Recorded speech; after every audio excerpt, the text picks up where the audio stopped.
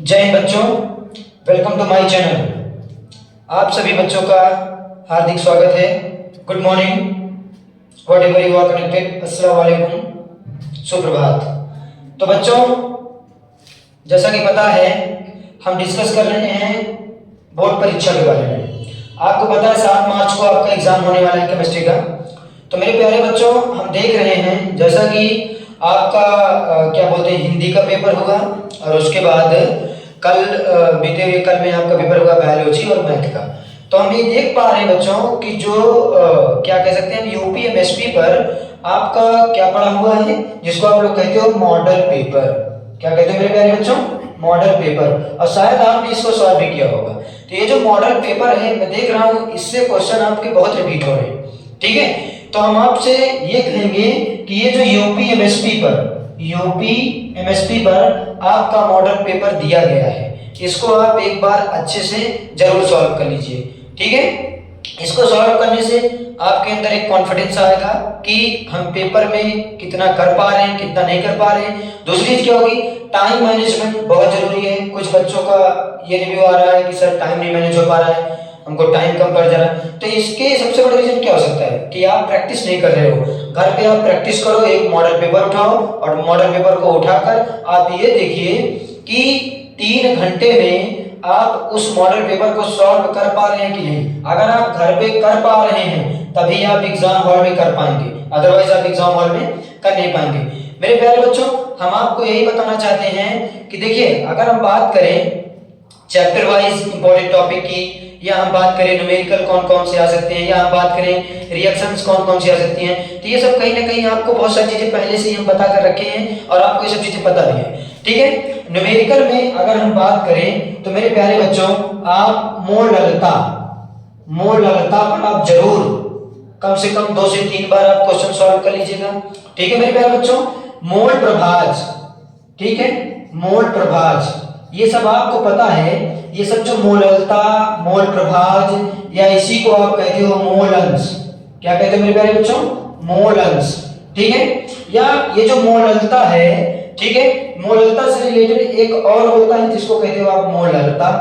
ठीक है, तो आप क्या करिए, जिसमें आप सांद्रता के पद, विलियन के चैप्टर में आपने पढ़ा था, विलियन चैप्टर में सांद्रता के पद, इसमें आप क्या करिए, जितने भी इंपॉर्टेंट टॉपिक हैं सबको आप क्या करिए, पूरा एक तरफ से सॉल्व कर डालिए। ठीक है, अब इसमें अगर हम नियम की बात करते हैं, जिसमें 2 नियम भी बहुत ज्यादा इंपॉर्टेंट है। जैसा कि पहला नियम है हेनरी का नियम। ठीक है मेरे प्यारे बच्चों, इसको आप मोस्ट इंपॉर्टेंट में रख के चलिएगा, ये जो हेनरी का नियम है। ठीक है ना, अब आप एक चीज और समझ सकते हो, इसमें 2 नियम और हैं जिसको आप कहते हो राउल्ट का नियम। राउल्ट का नियम जो होता है मेरे प्यारे बच्चों, ये अलग अलग के लिए अलग अलग होता है। जैसे ये द्रव जो होता है, द्रव विलयन के लिए राउल्ट का नियम अलग होता है। ठीक है ना, द्रव विलयन के लिए विलयन के लिए राउल्ट का नियम, ठीक है, ये नियम अलग होता है। ठीक है ना, और फिर जब एक आता है आपका वाष्प दाब, ठीक है ना, वाष्प दाब से रिलेटेड भी राउल्ट का नियम अलग होता है। तो द्रव विलयन के लिए राउल्ट का नियम, ठीक है ना, और वाष्प दाब के लिए राउल्ट का नियम जो होता है, दोनों नियम आप क्या करिए, अच्छे से इसका रिवीजन कर लीजिए। ठीक है, 3rd चैप्टर में अगर हम बात करते हैं इलेक्ट्रोकेमिस्ट्री की, तो इलेक्ट्रोकेमिस्ट्री में सेकंड चैप्टर जो है आपका इलेक्ट्रोकेमिस्ट्री, ठीक है, उसमें क्या होता है, आप एक नियम तो आप हर सेट में हमने देखा है, कोलराउस का नियम। मेरे प्यारे बच्चों, ये जो कोलराउस का नियम है, इसको तो आप घोल के पी लीजिए। ठीक है मेरे प्यारे बच्चों, कोलराउस का नियम। ठीक, अगर हम बात करते हैं 3rd चैप्टर की, जो कि आपका है केमिकल काइनेटिक्स में मेरे प्यारे बच्चों, आप कर क्या सकते हो, वहां पर आप क्या कर सकते हो, जैसे आपने पढ़ा है शून्य कोटि की अभिक्रिया। क्या पढ़े मेरे प्यारे बच्चों? शून्य कोटि की अभिक्रिया। ठीक है, इससे रिलेटेड न्यूमेरिकल, ठीक है, शून्य कोटि की अभिक्रिया और प्रथम कोटि की अभिक्रिया। प्रथम कोटि की अभिक्रिया जो है, इसका समाकलन से डेरिवेशन आपसे पूछ सकता है। ठीक है ना, कि जो प्रथम कोटि की अभिक्रिया होती है, इसका क्या करिए, समाकलित रूप से इसका डेरिवेशन करिए और शून्य कोटि की अभिक्रिया से। इसमें ऑब्जेक्टिव से पूछता है, आपको दे देगा, जैसे आपसे पूछ लेगा, दो तरीके के क्वेश्चन और पूछता है, कोटि और आणविकता। क्या बोलता है? कोटि और आणविकता। ठीक है मेरे प्यारे बच्चों, कोटि और आणविकता में अंतर पूछता है। ठीक है, जैसे आपको क्या करना है मेरे प्यारे बच्चों, आपको इधर क्या करेगा, ऐसे दे देगा a plus 2b, a plus 2b Gibbs या कुछ जगह बनी गई। ठीक है ना, या आपको दे दिया इधर कि कोई प्रोडक्ट आपका a है और इधर आपका कोई क्या है, b है। ठीक है ना, ये क्या है आपकी, सब आपके अभिकारक है, और ये आपका बन रहा है a और प्लस इधर आपका बन रहा है 2b। ठीक है मेरे प्यारे बच्चों, तो ये आपसे क्या करेगा, पूछ लेगा कि इसमें अभिक्रिया की कोटि और अभिक्रिया की आणविकता बताएं। ठीक है, तो होता क्या है, अभिक्रिया की कोटि और अभिक्रिया की आणविकता में अंतर क्या होता है। कोटि क्या होती है, कोटि में गिना जाता है कि इसकी पावर कितनी है, जैसे इसकी पावर 1 है, इसकी पावर 1 है, तो 1 और 1 2, तो इसकी कोटि कितनी हो गई, 2। ठीक है, लेकिन अगर आपसे पूछ लिया, क्या पूछा मेरे प्यारे बच्चों, कि इसकी आणविकता कितनी है, इसकी आणविकता में आप देखोगे कि a कितनी बार है, 1 बार है। ठीक है ना, और जो b है, b कितनी बार है, b 2 बार है, तो इसकी आणविकता कितनी हो जाएगी, 3 हो जाएगी। ठीक है मेरे प्यारे बच्चों, तो इससे रिलेटेड भी आपसे क्वेश्चन पूछता है। ठीक है, और हम आगे डिस्कस करते हैं, जैसा कि आपने देखा कि शून्य कोटि की अभिक्रिया और प्रथम कोटि की अभिक्रिया। मेरे प्यारे बच्चों, इससे रिलेटेड आपसे न्यूमेरिकल भी पूछ लेगा। ठीक है, इसका समाकलित डेरिवेशन भी समाकलन रूप से आपसे पूछ लेगा। ठीक है, इसमें मेरे प्यारे बच्चों लॉग का मान भी आप लोग थोड़ा याद कर लीजिएगा, log 1 से log 10 तक। ठीक है ना, तभी आप जाकर इस तरीके के न्यूमेरिकल आप सॉल्व कर पाएंगे। ठीक है, अगर हम बात करें डी एंड एफ ब्लॉक की, डी एंड एफ ब्लॉक में बहुत ज्यादा तो इंपॉर्टेंट कुछ नहीं है, लेकिन बस इतना आपको याद रखना कि ये रंगीन आयन क्यों बनाते हैं। ठीक है ना, इनको संकुल यौगिक क्यों कहा जाता है। ठीक है, अलग अलग तरीके का जो कि आपको क्वेश्चन आने वाला है, तो उसको आप क्या करिएगा, बहुत अच्छे तरीके से मेंटेन कर लीजिएगा। आज जो मेरे प्यारे बच्चों हम बात कर रहे हैं, वो बात कर रहे हैं परीक्षा से रिलेटेड, जो कि आपको ये फैक्ट बताया जा रहा है कि आप इस पर आप काम करिए, जरूर करिए, क्योंकि अगर आप इन सब चीजों पर काम नहीं करेंगे ना, तो यू विल डेफिनेटली हम कह सकते हैं कि आप वो चीज नहीं कर सकते जो हम सोच के रखे हुए हैं कि आपका केमिस्ट्री में 96 या 97 नंबर आएगा। ठीक है मेरे प्यारे बच्चों, अब देखिए डी एंड एफ ब्लॉक को जैसे ही आप पढ़ोगे, एक बार उसको आपको देख लेना है।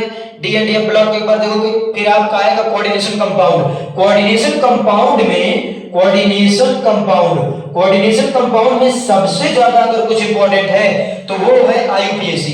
ठीक है मेरे प्यारे बच्चों, आपको पता है जो आईयूपीएसी कोऑर्डिनेशन कंपाउंड की होती है वो एकदम ही डिफरेंट होती है जो कि हमारी मेन आईयूपीएसी होती है। ठीक है, इसमें आपको लिगेंड आपको पता होना चाहिए, इसमें आपको सेंट्रल एटम पता होना चाहिए।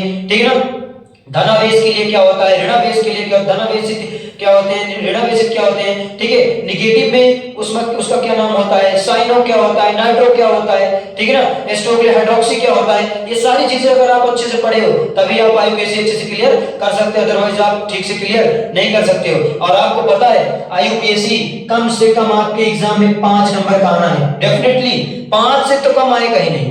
ठीक है मेरे प्यारे बच्चों, तो इस बात को भी आपको ध्यान रखना है। फिर आपको एक चीज पढ़ा गया है बीबीटी, जिसको आप कहते हो बैलेंस बॉन्ड थ्योरी।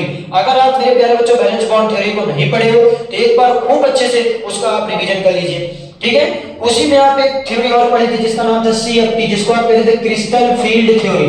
ठीक है मेरे प्यारे बच्चों, क्रिस्टल फील्ड थ्योरी भी आप एकदम से अच्छे से रिवाइज कर लीजिए। ठीक है, ये तो था आपका फिजिकल और इनऑर्गेनिक केमिस्ट्री के बारे में। ऑर्गेनिक केमिस्ट्री के बारे में क्या ही कहना, आपको पता है जितना आपका फिजिकल और इनऑर्गेनिक केमिस्ट्री है उतना ही आपका अकेले ऑर्गेनिक केमिस्ट्री है। जैसे आपको पता है 35 मार्क्स के अगर इसमें से आने हैं तो 35 मार्क्स से केवल आपका ऑर्गेनिक केमिस्ट्री आएगा। ठीक है मेरे प्यारे बच्चों, हम आपसे छोटी बट बहुत ही अच्छी बातें आपसे करना चाहते हैं ऑर्गेनिक केमिस्ट्री के बारे में। सबसे पहली चीज आप क्या कर सकते हो, सबसे पहले क्या होता है जब, कम से कम आप 3 से 4 सेट उसका लगा लीजिए। ठीक है ना, कैसे प्राप्त करेंगे, केवल रासायनिक समीकरण दीजिए। ठीक है मेरे प्यारे बच्चों, 4 से 5 सेट उसका लगा लीजिए आप। ठीक है, फिर नेमिंग रिएक्शन, कुछ नेमिंग रिएक्शन हम आपको पढ़ा चुके हैं, कुछ नेमिंग रिएक्शन के वीडियो आपको हमारे चैनल पर अपलोड हो जाएंगे।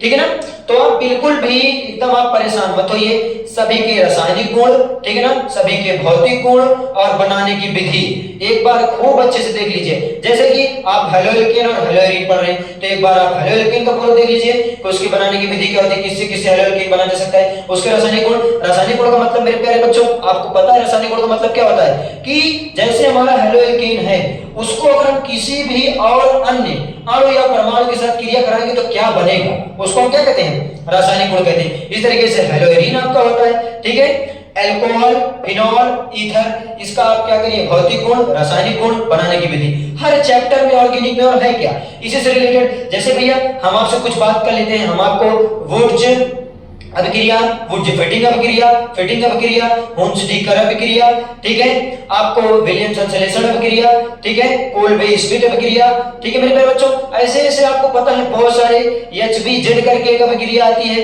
इसको हेलिक-बॉलॉर्ड-ज़ोलिंस्की बोलते हैं, ठीक है मेरे प्यारे बच्चों, और विलियम संश्लेषण एक आता है, ठीक है ना मेरे प्यारे बच्चों। तो आप इस तरीके से कर करके धीरे धीरे अपने पूरे बुक को, होल बुक को एक बार अच्छे से रिवीजन कर लीजिए। अगर आपको अपना पेपर में फोड़ कराना है तो इतना तो करना ही पड़ेगा, और मुझे इतना विश्वास है मेरे प्यारे बच्चों कि आप बहुत अच्छा कर जाओगे, ठीक है। बाकी बस आज के लिए इतना ही। जय हिंद।